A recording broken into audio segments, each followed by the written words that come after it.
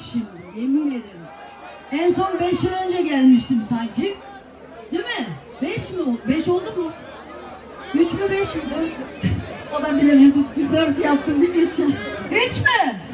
Ama bana bakın çok uzun gelmiş demek ki süre. Değil mi? Nasılsınız?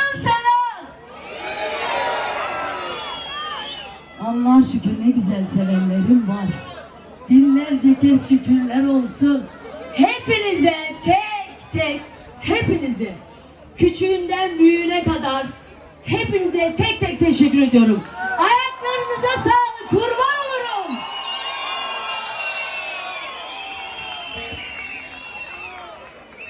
O kadar güzelsiniz ki. Ya kurban olurum vallahi billahi. İnsanın kendi memleketinde sahneye çıkması çok gurur verici gerçekten. Gerçekten. Diğer ilçelerden de bekliyoruz değil mi? Tülay Macıran kızına sahip çıkmaları gerekiyor. Doğru mu? O yüzden 2 oldu.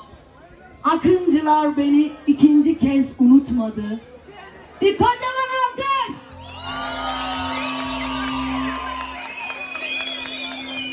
Evet, 23. Akıncılar Kültür, Sanat ve Kavun Festivali. Hepiniz tekrardan hoş geldiniz. Akıncılar Belediye Başkanımıza da ayrıca kocaman alkış istiyorum. Hasan Şen!